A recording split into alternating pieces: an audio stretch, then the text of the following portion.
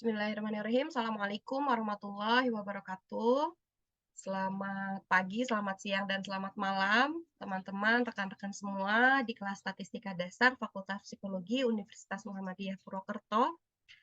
Hari ini kita tidak bertemu secara tatap muka, secara langsung ya, sehingga teman-teman bisa belajar melalui video ini, ya insya Allah masih tetap sama aja bisa dipahami, gitu ya. Materi kali ini adalah mengenai tendensi terpusat. Materi lanjutan dari setelah kita mempelajari bagaimana membuat tabel distribusi frekuensi, baik secara manual ataupun di minggu kemarin kita menggunakan alat bantu yaitu pakai Excel, gitu ya. Nah, materi selanjutnya yang perlu kita pahami dalam memahami secara utuh statistika itu adalah tendensi terpusat. Gitu ya, bagaimana tendensi terpusat itu, apa jenisnya, dan bagaimana cara menghitungnya, hari ini insya Allah akan kita bahas bersama-sama. Baik, ya. Secara definisi dulu, kita ke definisi dulu ya. Tendensi terpusat ini mengacu pada skor pusat atau skor tengah yang dapat merepresentasikan data dari suatu kelompok. Maksudnya apa? Ya, jadi misalnya ketika ada satu data, ketika kita berada dalam satu kelas gitu ya, saya bisa mengambil skor pusatnya atau skor tengahnya. Oh, kebanyakan perempuan di kelas X itu memakai jilbab hitam, misalnya gitu. Kalau ada pertanyaan lanjutan, kebanyakannya itu kebanyakan segimana, Bu? Nah, itu makanya bisa kita hitung melalui tendensi terpusat ini. Ada beberapa jenis gitu ya, akan kita pelajari hari ini. Atau misalnya contoh lain dari pengertian skor pusat ya. Tinggi badan masyarakat Indonesia rata-rata untuk laki-laki itu 167 cm misalnya gitu. Oh, pendek juga ya. Oh, jangan 167, 170 lah ya. Dan untuk perempuan tinggi badan rata-ratanya adalah 155. Nah, rata-rata itu merupakan salah satu jenis dari tendensi terpusat. Gitu ya. Inti dari tendensi terpusat adalah kita juga harus si data itu bisa merepresentasikan suatu kelompok ya. Kalau tidak bisa merepresentasikan apakah itu adalah tendensi terpusat? Ya tidak, gitu. Karena tidak bisa mewakili populasi. Tuh. Oke. Saya lanjutkan sebentar ya. Nah, berikutnya ini saya mau ada jenis-jenis tendensi terpusat dan memang tendensi terpusat ini akan dibagi dua pembahasannya ya. Pekan sekarang saya mau bahas tentang mean dan modus. Pekan depannya itu tentang median. Begitu Kak. Tiga-tiganya ini sangat penting. Biasanya kalau secara urutan yang lain membahasnya dari mean ke median terus ke modus. Tapi karena median itu akan berkenaan dengan materi minggu depannya lagi, jadi saya pikir median saya taruh di paling akhir aja. Gitu ya. Nah, pekan sekarang kita bahas mean dan modus. Apa itu mean dan modus? Intinya di sini saya sudah menuliskan nih. Mean itu disebut juga sebagai rata-rata. Gitu ya, tadi seperti contohnya, rata-rata tinggi badan laki-laki di Indonesia adalah 170 cm, misalnya gitu. Rata-rata nilai kuis statistika angkatan 2022 itu 90, gitu. Banyak rata-rata, nanti ada perhitungannya. Nah, sedangkan modus itu adalah nilai tunggal yang paling umum atau paling sering muncul. Ya, biasanya kita ngomongnya itu kebanyakan. Kebanyakan mahasiswa UMP misalnya IPK-nya di atas 3,5, itu kan kebanyakan. Atau misalnya secara variabel nominalnya kebanyakan seragam, oh bukan seragam, kebanyakan warna baju yang dipakai di hari Senin oleh mahasiswa psikologi UMP adalah putih. Misalnya. Nah itu disebut sebagai modus. Dan yang terakhir yang akan saya bahas di pekan depan insya Allah ya, ini mengenai median. Median itu merupakan skor tengah dalam suatu urutan angka dari terbesar dan terkecil. Jangan salah mengartikan bahwa median itu sama dengan mean, bukan ya. Jadi skor tengah itu bukan rata-ratanya, begitu. Nah, yang seperti apa kita bahas dulu. Yang pertama kita masuk ke MEAN. Oh iya, sebelum masuk ke MEAN, jadi ini adalah saya perlu menjelaskan tentang ini ya. Sebentar.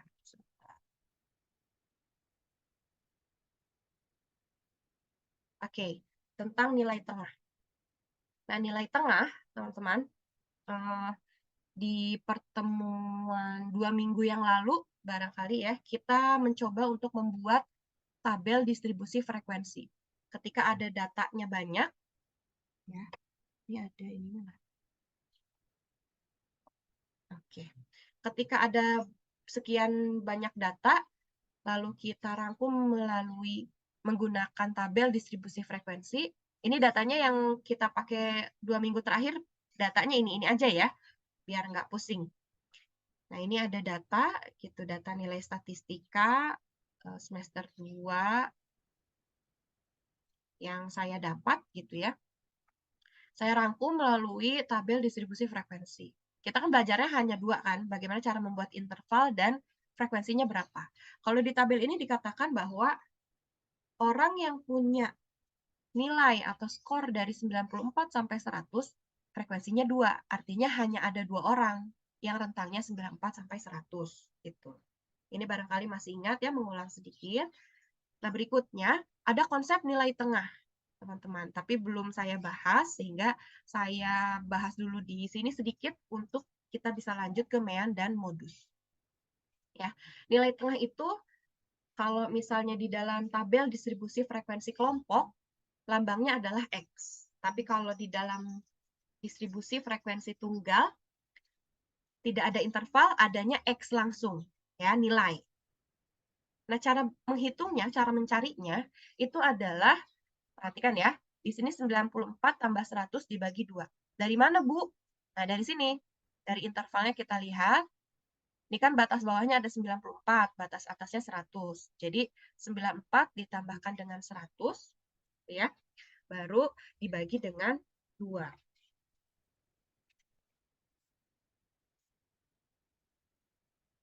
Ya. 94 ditambahkan dibagi 2, maka seperti ini. Nah, hasilnya 87 ditambah 93 dibagi 2 itu 90. Gitu. Terus yang bawahnya juga sama perhitungannya seperti itu. Ya, sebetulnya ada cara yang lebih mudah. Kita bisa coret-coret aja. Bisa coret-coret ya, misalnya saya tulis di sini ya, 94, 95, 96, 97, 98, 99, 100. Kanan kiri coret, coret, coret. Yang ini juga coret-coret, coret-coret. Nah, ketemulah nilai tengahnya adalah 97. Hasil perhitungannya juga sama persis ketika kita melakukan perhitungan 94 ditambah 100 dibagi 2. Itu ya. Itu sedikit tentang nilai tengah, saya lanjutkan. Yang pertama saya masuk ke MEAN. Prinsip dalam mencari MEAN yang pertama adalah tambahkan semua skor. Lalu hasil hitungan tersebut artinya adalah sigma X. Masih ingat ya, yang disebut sebagai sigma X artinya sigma itu berarti jumlah keseluruhan dan X adalah nilai. Sehingga sigma X merupakan jumlah keseluruhan dari nilai. Kalau yang namanya jumlah, cara carinya gimana? Ya ditambahkan. Gitu ya. Cara yang kedua, bukan cara yang kedua. Step berikutnya adalah bagi jumlah yang tadi, sigma X, dengan jumlah populasi. Artinya, secara prinsip, rumus MEAN itu hanya sigma X dibagi dengan N. Nah, tapi kan tidak semudah itu ya. Itu pasti ada pembagiannya. Kalau tunggal seperti apa, kalau berkelompok seperti apa. Gitu kita lihat. Oh. Lambangnya mean itu M atau X bar. Nah, ini disebut X bar ya. Yang ada atas strip atas itu. Nah, yang ininya gitu ya. Itu disebut bar, X bar. Boleh teman-teman mau menggunakan mean M gitu atau X bar ketika menjawab.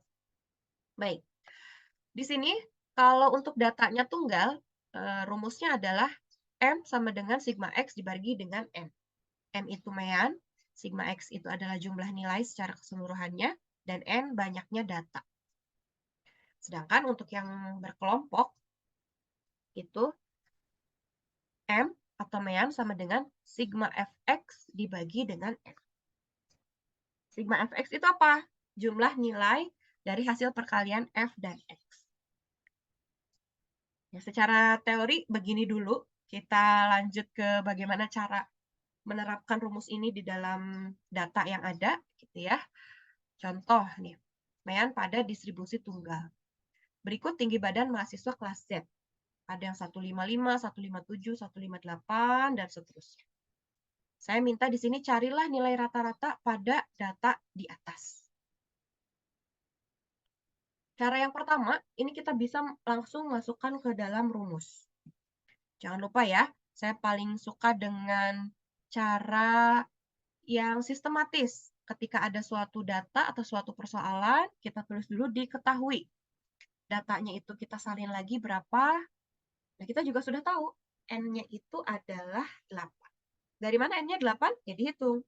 1, 2, 3, 4, 5, 6, 7, 8. Sehingga N-nya ada 8. Ya.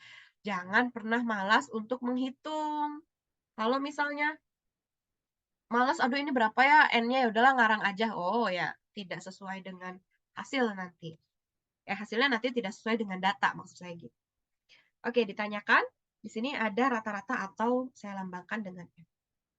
Jawab yang pertama, kita masukkan dulu rumus. M sama dengan sigma X per N. Kita tahu bahwa sigma X itu berarti semua data yang ada di sini ditambahkan. Karena kita kan mau cari sigma X ya. Artinya 155 ditambah 157, 158, 159, dan berikutnya sampai data terakhir, yaitu 169. Pertanyaan yang biasanya muncul, Bu, apakah harus diurutkan atau tidak? Karena ini penambahan ya, teman-teman. Sehingga tidak usah. Artinya sama aja. Kamu mau 155-nya disimpan di sini atau di akhir? Ya itu kan prinsip matematika dasar ya. Kalau yang namanya penambahan dan perkalian mau disimpan dimanapun, hasilnya sama aja. Yang berbeda ketika pembagian dan pengurangan. Oke, sedikit aja itu ya. Nah, berikutnya kita masukkan M. Tadi N-nya adalah 8, kita tulis di sini. Artinya setelah teman-teman menambahkan 155, 157, dan berikutnya dibagi ke 8. Berapa nih hasilnya? Oh, ternyata 1294 hasil dari tinggi badan secara keseluruhan. Lalu kita bagi ke dalam 8, hasilnya adalah 161,75. Ya, harus diingat bahwa ketika ada angka di belakang koma itu bukan puluhan, bukan belasan, tapi desimal. Sehingga penyebutannya tidak boleh 161,75. Nah, itu salah. Yang benar adalah 161,75. Ya. Harus seperti itu. Nah, kalau sudah seperti ini, kita bisa membuat kesimpulan. Oke. Kesimpulannya, kalau saya gini. Sehingga, nah, titik 3, tinggi badan mahasiswa kelas apa tadi? Z ya? Mahasiswa kelas Z adalah 161,75 cm. Nah, begitu. Ini kesimpulan ini jangan lupa untuk ditulis di paling akhir. Ya, kalau misalnya hanya seperti ini aja, memang betul ya, cuman kurang afdol lah. Oke, itu untuk cara pertama kita masukkan ke rumus. Cara kedua, kita bisa menggunakan tabel. Nah, datanya, diketahui datanya biasa ya, kita tulis dulu.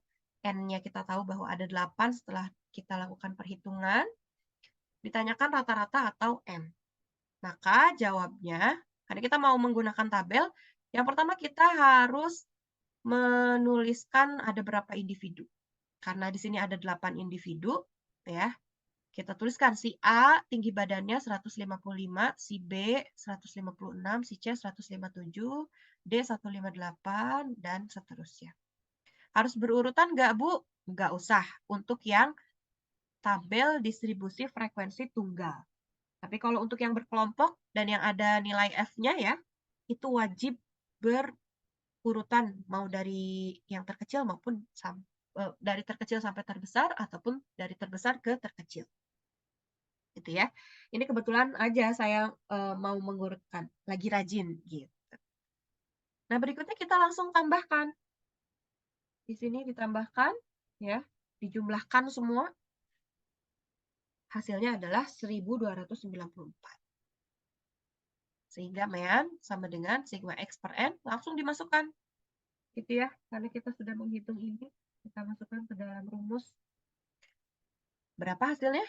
161,75. Biasa. Di akhir kita selalu kasih kesimpulan. Sehingga tinggi badan rata-rata berarti ya. Rata-rata, oh tadi saya lupa ngomong rata-rata. Rata-rata tinggi badan kelas Z adalah 161,75 cm. Gitu. Untuk yang tunggal ada 2 cara ya.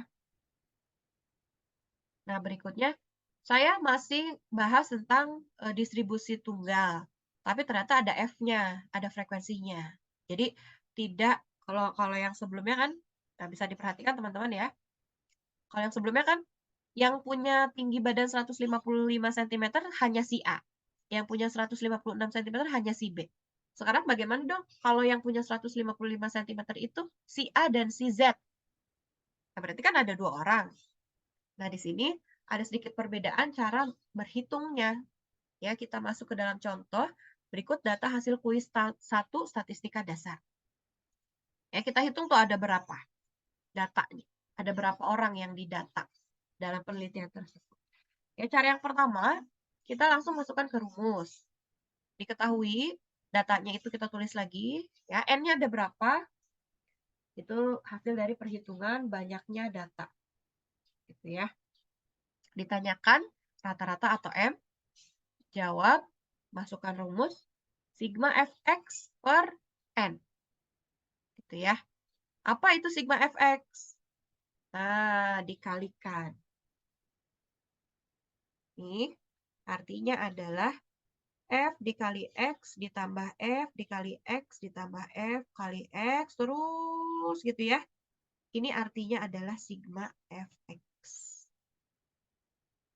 Gitu. F itu kita tahu adalah frekuensi. Frekuensi. X-nya adalah nilai. Ya, kita lihat di sini. Yang 5 orang, bukan yang 5 orang. Yang nilainya 5 itu nilai gitu ya. Ada 5 orang.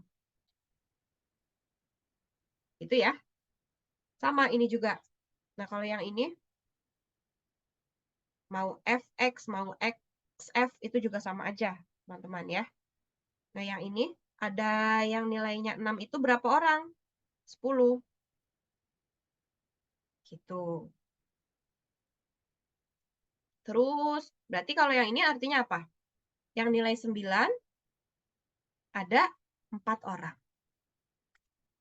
Gitu ya. Nah, ini kita tambahkan langsung 5 kali 5, 25, 6 kali 10, 60, dan seterusnya, dan seterusnya. Dibagi ke 40. 40 dari mana? Adalah itu nilai N. Langsung saja ditambahkan 276 hasilnya dibagi ke 40 sehingga mean atau rata-ratanya adalah 6,9. Jangan lupa kita berikan kesimpulan sehingga rata-rata nilai kuis 1 statistika dasar adalah 6,9. Gitu. Cara yang kedua, menggunakan tabel, masih sama seperti tadi untuk diketahui dan ditanyakannya ya. Kita langsung input aja. Ada datanya, lalu N-nya kita ketahui ada 40. Yang kita cari adalah rata-ratanya atau M. Sehingga cara menjawabnya yang pertama kita lakukan adalah mengurutkan nilai dari yang terbesar sampai yang terkecil.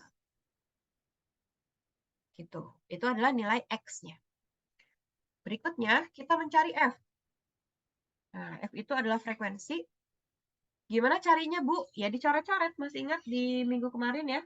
Kita lihat 5, 1, 2, 3, ada lagi 4, 5, ada lagi ya? Nah, enggak. Kita tulislah. Yang nilainya 5 ada 5 orang. Kalau yang nilainya 9, kita lihat ada 1, 2, 3, ada lagi. 4, ada lagi? Ah, enggak ada. Berarti yang nilainya 9 ada 4 orang. Itu bagi teman-teman yang belum paham gimana sih cari F, gimana sih cari bikin tabel distribusi frekuensi, itu boleh ditanyakan ke teman-teman yang sudah lebih paham. Ya, karena kita 2 minggu kemarin sudah kupas tuntas tentang membuat tabel distribusi frekuensi, baik itu tunggal maupun kelompok ya. Jadi saya tidak akan lagi membahas tentang itu. Oke, berikutnya setelah kita cari mengurutkan X, lalu mencari F-nya ada berapa.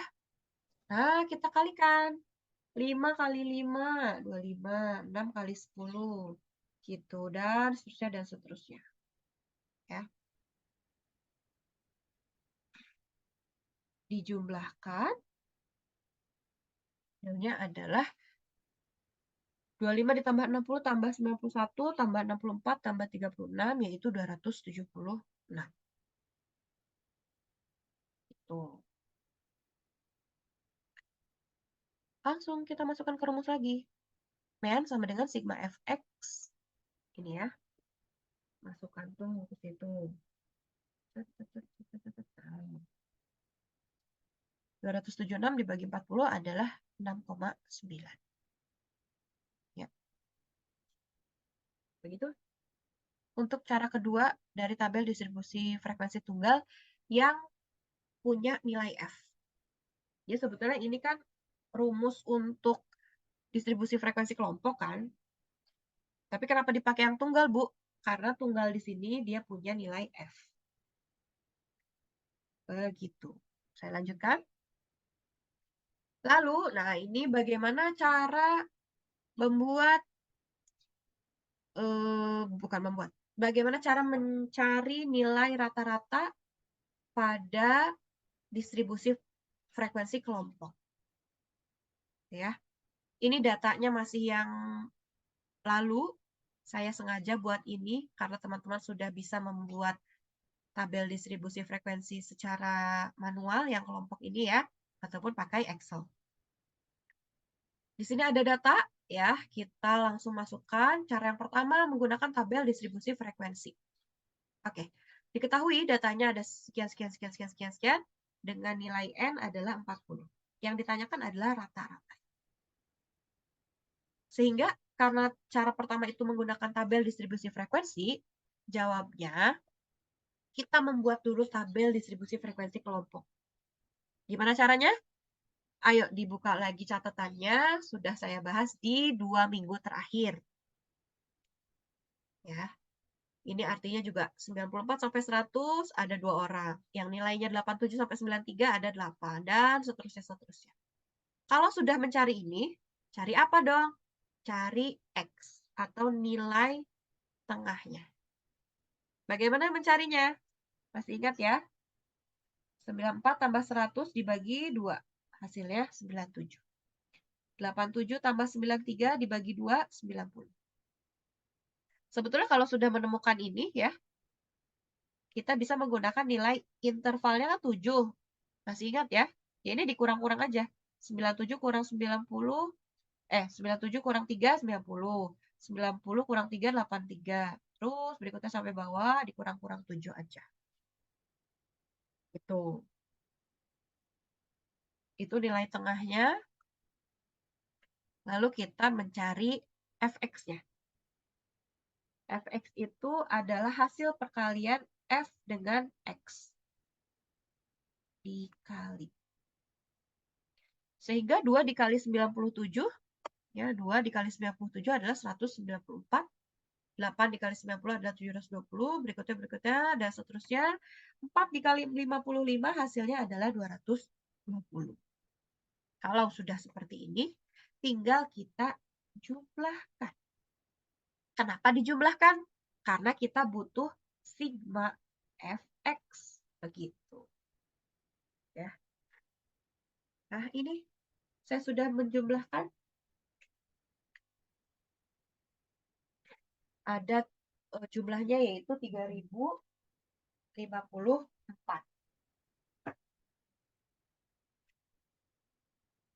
Oke. Ini kita langsung masukkan ke dalam rumus. Rumusnya adalah mean sama dengan sigma fx dibagi dengan n. Sekali lagi saya tekankan bahwa tidak apa-apa, teman-teman tidak hafal rumus ya. Yang penting catatannya lengkap. Karena nanti pun ketika ujian boleh open book kok. Statistika itu inti dari statistika bukan menghafal rumus ya. Karena saya juga sampai sekarang sudah jadi dosen, kadang lupa rumus ini gimana ya. Tapi kalau sudah paham, ketika lihat lagi catatan, oh iya, yang seperti itu. Oke. Rumusnya mean sama dengan sigma fx dibagi n. Sigma fx-nya berapa? Kita sudah ketemu 3054. Nah, kita masukkan saja. 3054 dibagi dengan 40. 40-nya apa? Nilai n. Hasilnya adalah 76,35. Ya. 76,35. Diberi kesimpulan, teman-teman. Ya. Sehingga gitu. Oh, saya tulis lagi ya. Sehingga nilai apa nih? Nilai apa sih? Oh, nilai mata kuliah statistika pada kelas X misalnya ya, adalah 76, rata-ratanya adalah 76,35. Kita lanjutkan ke cara yang kedua, ini adalah mean terkaan. Ya, mean terkaan ini memang kalau saya secara pribadi paling suka mengajarnya. Kenapa paling suka? Karena melihat muka-muka mahasiswa ini pada, aduh gimana ya ini Bu, saya belum paham dan lain sebagainya gitu.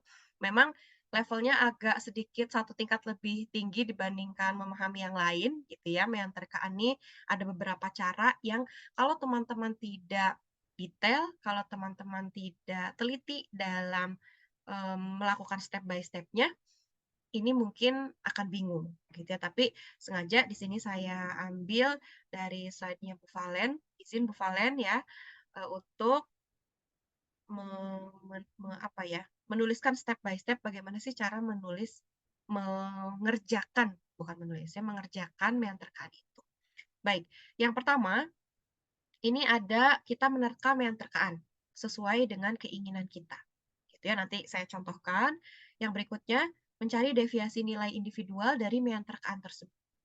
Jadi deviasi di atas mean terkaan diberi tanda plus, sedangkan deviasi yang berada di bawah mean terkaan diberi tanda minus. Gitu ya. Yang ketiga, mengalihkan deviasi tiap nilai dengan frekuensinya. Lalu menjumlahkan deviasi yang sudah dikalikan dengan frekuensinya dan memasukkan ke dalam rumus. Nah, ini yang harus dituliskan di catatannya masing-masing bagaimana step by step untuk mengerjakan mean terkaan. Baik, saya mau maju ke rumus ya. Di sini rumus untuk mean terkaan, M atau mean sama dengan mean terkaan ditambah dengan sigma fx dibagi N, lalu dikalikan dengan I. Ya, MT ini adalah nilai atau X yang menjadi mean terkaan, si X-nya berarti ya. Sedangkan sigma fx adalah jumlah frekuensi dikali dengan nilai terkaan. Dan I, ini kita sudah bahas dari 2 minggu terakhir, I adalah lebar interval. gitu ya. Mungkin tidak ada informasi tentang I-nya berapa, tapi kan kita sudah tahu bagaimana cara mencari I. Baik, kita masuk ke dalam data yang tadi ya. Ada data nilai statistika, kita menggunakan meterkaan. Biasa ya, diketahui ditanyakan jawab dulu. Ini merupakan tabel distribusi frekuensi kelompok yang sudah kita susun.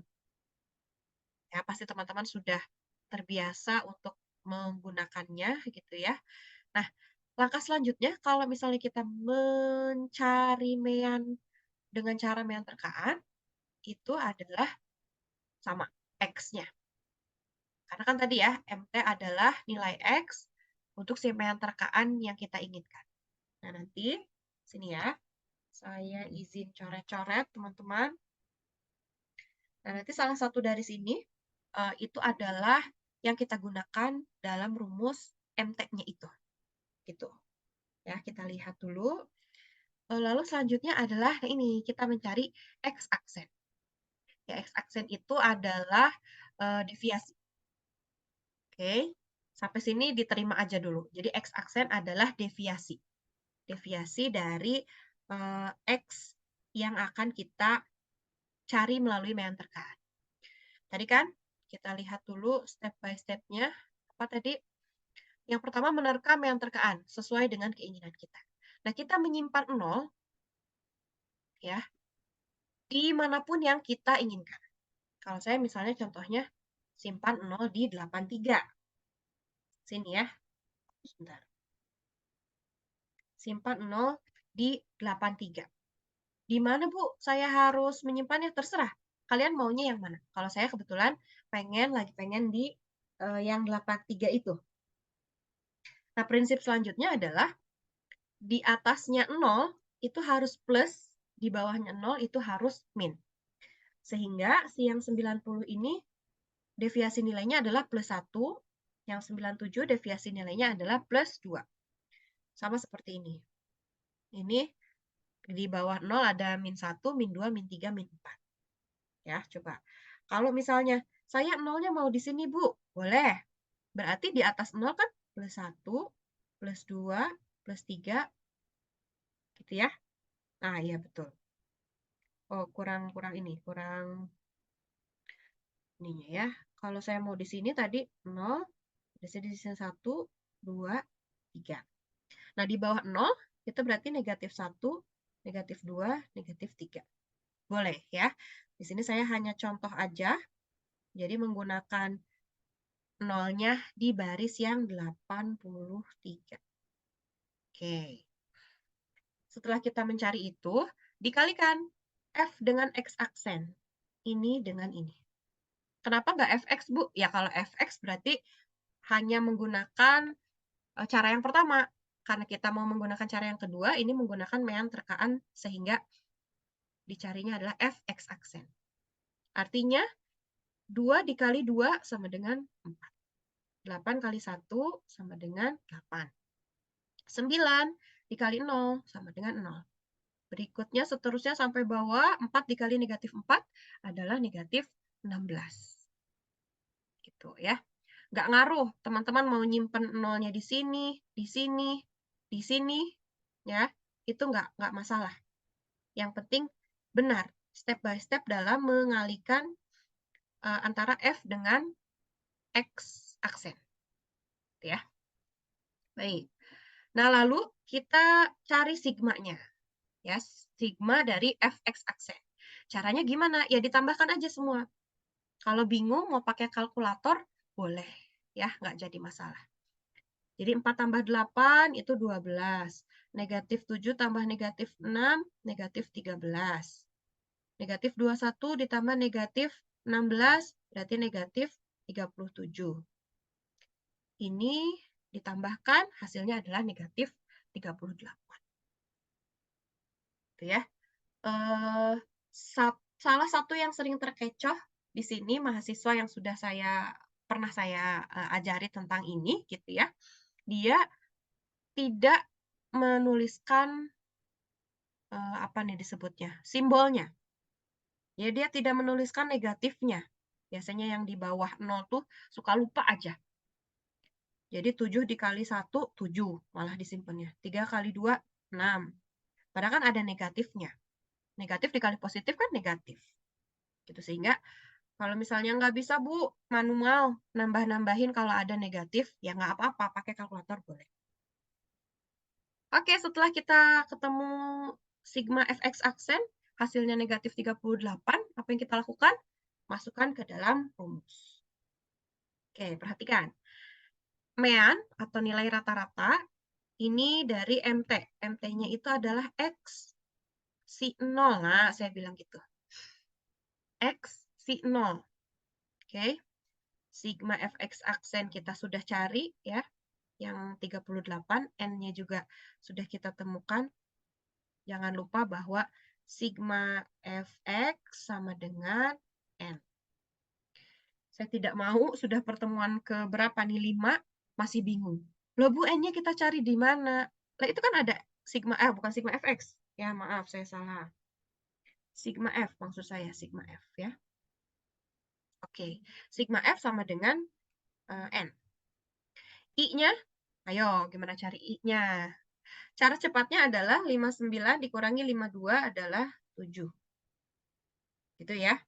Padahal sebetulnya I itu adalah nilai interval dari 94 ke 100, dari 87 ke 93, dari 80 ke 86. Jaraknya itu ada 7. Tapi biar cara cepatnya, batas bawah yang 80 dengan 73 dikurangi aja. Hasilnya 7. Oke, kita sudah tahu semua informasinya, tinggal dimasukkan ke dalam rumus. Berarti di sini sama dengan MT-nya berapa?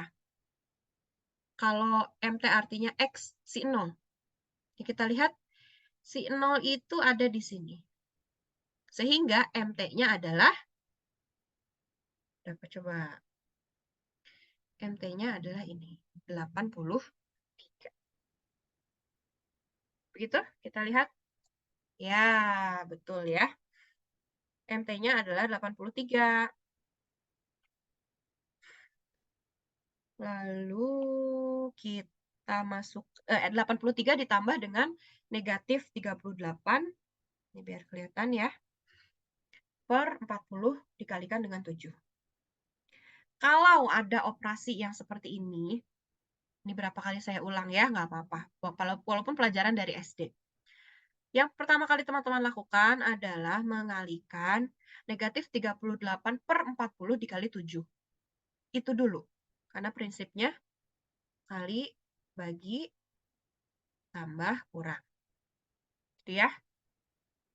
Saya harap saya tidak usah untuk mengulang-ulang ini sampai akhir semester sih. Biar teman-teman ingat sendiri. Jangan sampai di kalkulator langsung 83 ditambah negatif 38. Ya kalau kalkulatornya sangat-sangat pintar gitu, scientific banget, bisa sih hasilnya sudah langsung ketemu. Tapi kalau pakai kalkulator sayur, kalkulator yang biasa aja, apalagi pakai manual, boleh. Itu berarti kita negatif 38 dulu. Dibagi 40 berapa? Cari di kalkulator. Setelah ketemu baru dikalikan 7. Nih, ya. Jadi, jangan males nulis rumus, tulis aja lagi 83 ditambah negatif. Ini tuh dari mana sih? Negatif 0,95 itu ya hasil perhitungan dari negatif 38 dibagi dengan 40. Baru sudah ketemu ini, dikalikan dulu si ininya. Nah, negatif 0,95 dikali dengan 7. Ya, kita lihat. Oke. Sehingga 83-nya tetap, kita tulis aja lagi, nggak apa-apa. Hasil dari negatif 0,95 dikali 7 adalah negatif 6,65. Dari mana, Bu? Dari kalkulator, ya. Kamu nggak bisa perkalian, pembagian, aritmatika, saya tidak masalah, ya. Santai aja. Karena saya sedang mengukur bagaimana logika kalian berpikir mengenai statistika ini, bukan bagaimana kalian menghitung. Kalau nggak bisa, nggak masalah. Oke, nah ini ya, 83 ditambahkan dengan negatif 6,65. Ini juga hati-hati ya, dalam kalkulator kalau kita tidak cermat, 83 ditambah 6,65. Jadi kan 91, sekian gitu ya. 89,65. Bukan. Karena di sini ada negatif, artinya adalah kita harus mengurangi 83 dikurangi 6,65. Yang hasilnya adalah meannya 76,35. Wah, caranya panjang ya. Harus tahu dulu mean terkaan, sigma fx aksen, dikalikan dengan interval, dan lain sebagainya. Kita lihat ternyata hasilnya. Mana nih? Oke, hasilnya itu sama dengan yang sebelumnya. Ada nggak ya? Ini berapa nih? Sama nggak? Ah, tuh. Sama kan? Mau pakai tabel distribusi frekuensi dengan rumus yang seperti ini, hasilnya nilai rata-rata dari mata kuliah statistik itu 76,35. Mau kita pakai mean terkaan juga hasilnya 76,35. Gitu. Sekarang kita coba latihan. Nih ya. Saya mau nolnya di sini. Boleh. Otomatis ini 1, 2, 3, 4, 5. Yang bawah 0 adalah negatif 1. Kesalahan kedua yang sering saya temukan ketika menghitung mean terkaan ya, karena ini sebelahan ya, orang salahnya seringnya malah 97 dikali 5. Itu kan gede banget ya. Bukan. Tapi X aksen dikali dengan F.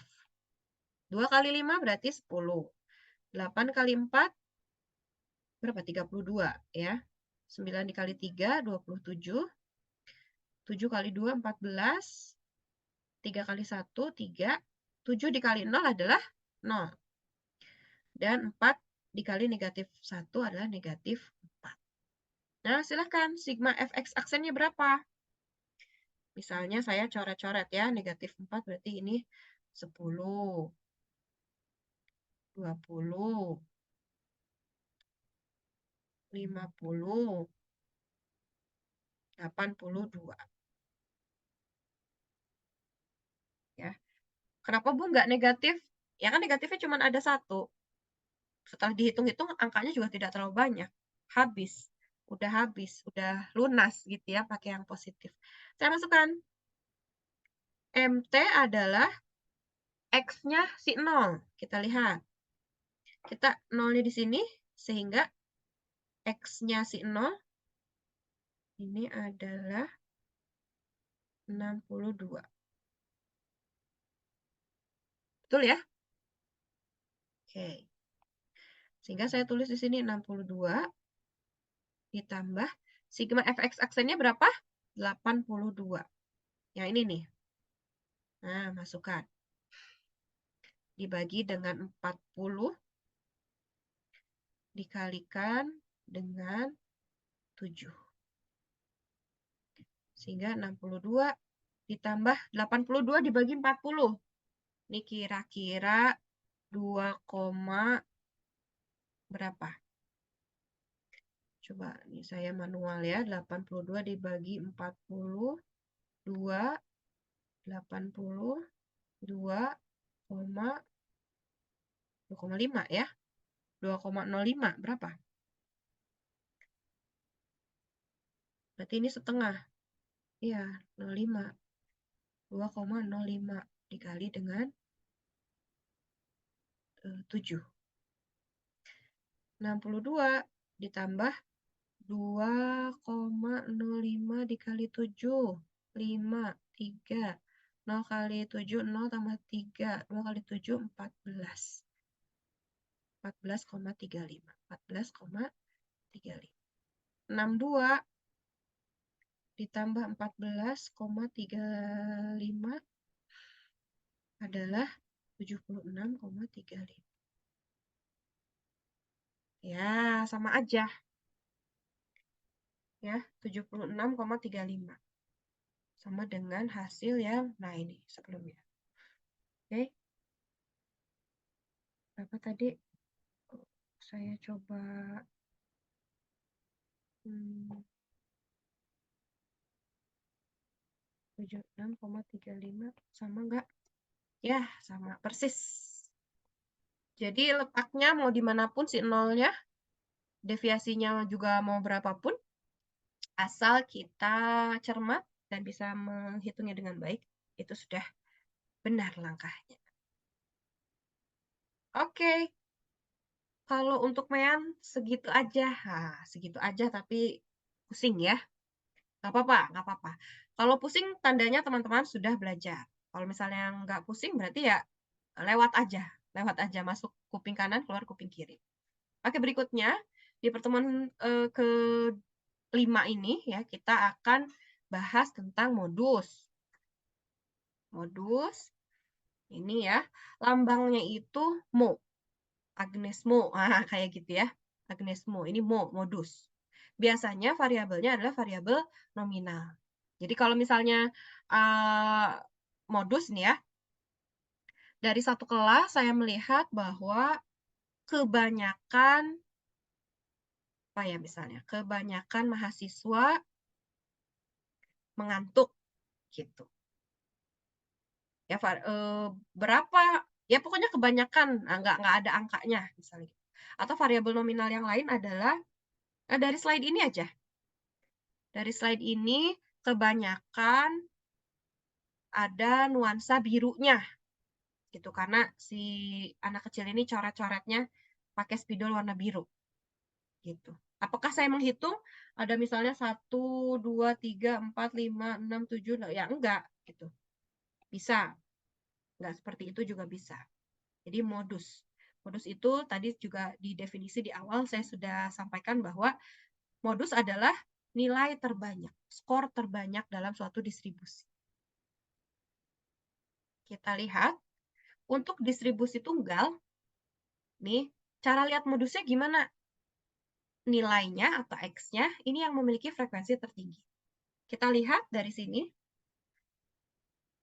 yang punya frekuensi tertinggi adalah si 13. Jadi apakah modusnya 13? Bukan. Perhatikan lagi ya tulisan di sini. Jadi modus adalah nilai atau X yang memiliki frekuensi tertinggi. 13 itu kan dia hanya frekuensi tertingginya aja. Nah, si 13 ini punya siapa? Miliknya siapa? Miliknya si 7. Sehingga kalau misalnya saya nanya, kamu nanya, gitu. Sehingga kalau saya nanya, berapa modus dari distribusi tunggal berikut? Jawabannya bukan 13, tapi 7. Sehingga, nah itu ya kesimpulan, jangan lupa. Sehingga modus dari distribusi tunggal di atas adalah 7. Kalau teman-teman jawab 13, salah. Gitu. Bukan modusnya, tapi itu adalah frekuensi tertinggi. Paham ya? Saya ulangi. Jadi modus itu adalah nilai terbanyak. Cirinya dia terbanyak dilihat dari apa, Bu? Dari frekuensi. Gitu ya. Jadi kalau misalnya si angka 9-nya punya frekuensi 14, artinya kalau modus di kelompok ini berapa? 9. Gitu.